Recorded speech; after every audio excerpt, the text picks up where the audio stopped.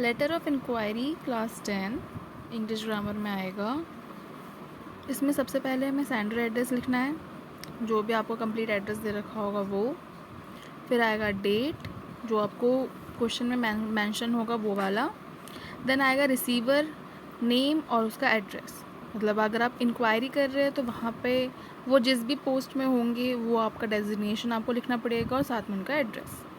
Then आता है subject. Subject ऐसा होना चाहिए कि सिर्फ एक लाइन में आप अपना बता दो कि आपको क्या पूछना है या आपको क्या बताना है। फिर आएगा सैल्यूटेशन, जैसे रिस्पेक्टेड सर या मैम। फिर आएगा ओपनिंग स्टेटमेंट, जिसमें आप अपने बारे में बताएंगे। यहाँ मैंने कुछ पॉइंट भी लिख रखे हैं जो आपको आइडिया लग जाएगा कि आपको क्या क्या लिखना है। देन आता है बॉडी ऑफ लेटर।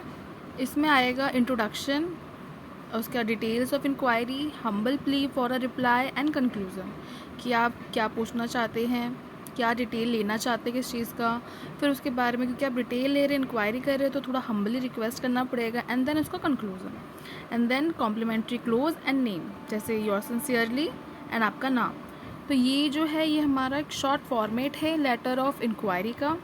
नाउ जैसे मैंने बोला था ओपनिंग स्टेटमेंट में, इसमें जैसा आ गया ये आपके 3 पॉइंट्स हैं, कोई भी आप अपने में से चूज़ कर सकते हैं जो आपको यूज़ करना हो। जैसे पहला है my name is dash dash dash, जो भी आपका नाम होगा। I am a student of class 10th and whichever you want to mention, जो भी आप मैंशन करना चाहते हैं। And I came across your advertisement in dash and I am interested in dash dash. क्योंकि आप इंक्वायरी ले रहे हैं, इसका मतलब कि आप कहीं एडवर्टाइजमेंट से ही आपने देखा होगा, तभी आपको मन किया होगा कि आप उसके बारे में इंक्वायरी करें। तो इसलिए I came across your inquiry advertisement in, जहाँ पे भी आपको मेंशन होगा कि हाँ आपने इंक्वायरी एडवर्टाइजमेंट देखी है, वो आप यहाँ पे मेंशन करोगे। And I am interested in this. Next second है, this is the reference to your advertisement in on dash on date XYZ। भाई ये भी आप लिख सकते हैं। And my name is this and I am interested in this, ये भी आपका ओपनिंग स्टेटमेंट हो जाएगा। Now third, this is the reference to your advertisement in this dated, उस जो भी जिसका भी एडवर्टाइजमेंट की डेट होगी वो आप लिख देंगे। एंड वी, मतलब इफ़ यू आर इंस्टीट्यूशन, अगर यहाँ पर जब हमने वी यूज़ किया इसका मतलब या फिर अगर आप कॉलेज की तरफ से या स्कूल की तरफ से या किसी भी ऑफिस की तरफ से अगर आप बात कर रहे हैं तो सिर्फ वहाँ पे हमने वी का यूज़ किया है कि we are very interested in this. तो ये हो गया हमारा एक तरीके से ओपनिंग स्टेटमेंट। नाउ ऐसे हमारा आता है closing statement, closing line for inquiry letter, कि आप उसको एंड कैसे करोगे। कि जैसे पहला, we would also like to know if there is an additional discount on the course और अ सरफेस। क्योंकि आप इंक्वायरी कर रहे हैं इस वजह से हमने यहाँ लिखा है कि we would also like to know if there is an additional discount on the course और a service and kindly share the details at the earliest on our email xyz@gmail.com, या फिर आप कोई भी ईमेल डाल दीजिए। यहाँ तो मैंने XYZ लिखा है, ज़रूरी नहीं कि आप अपना ही ईमेल दें, कोई भी ईमेल डालिए। तो ऐसा करके हम अपना क्लोजिंग लाइन करके अपना लेटर ख़त्म कर सकते हैं।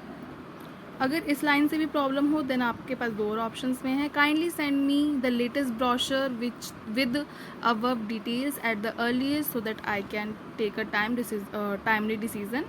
एंड थर्ड हो जाएगा कि looking forward to your reply with above details and you can alternatively reach me and email as well this, कोई भी ईमेल डाल दो। तो ये आपके पास 3 क्लोजिंग स्टेटमेंट और ऐसा करके हमारा ये लेटर ऑफ इंक्वायरी का जो पूरा फॉर्मेट है ये क्लियर हो जाएगा और आप अच्छे से लिख भी लोगे।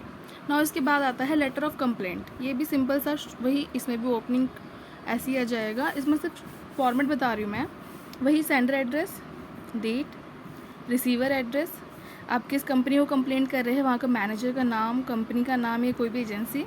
देन वही सब्जेक्ट, जो भी आप सब्जेक्ट लिखोगे 1 लाइनर। फिर सैल्यूटेशन रिस्पेक्टेड मैम या सर। देन वही ओपनिंग स्टेटमेंट, अपने बारे में थोड़ा डिटेल। ना यहाँ पे आपको लिखना है बॉडी ऑफ लेटर, पैरा 1 एक तरीके से। कि पहले आप क्या लिखेंगे कि आपने जो परचेज़ किया है वो कब परचेज़ किया है, कहाँ से परचेज़ किया है, क्या परचेज़ किया है वो आप बताओगे। प्लस उसका मॉडल और ब्रांड उसके बारे में बताओगे। प्लस अगर क्वेश्चन में डिटेल हो तो बिल नंबर भी दे सकते हैं, नहीं तो एडिशनली बिल नंबर भी लिख सकते हैं। सेकंड पैर में हो जाएगा टेक्निकल कंप्लेंट्स की किस चीज़ के लिए आप कंप्लेंट कर रहे हैं उसके बारे में आप यहाँ लिखोगे।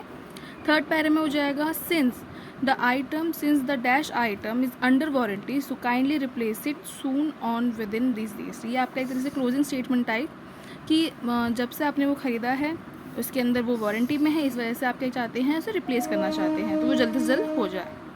एंड देन योर फेथफुली और आपका नाम। तो ये छोटा सा हमारा कंप्लेन का हो जाएगा लेटर का, तो ईज़िली हो जाएगा और आपका लेटर अच्छे नंबरों से पास हो जाएगा, आप अच्छे से कर पाओगे। And for more details subscribe my channel. Thank you.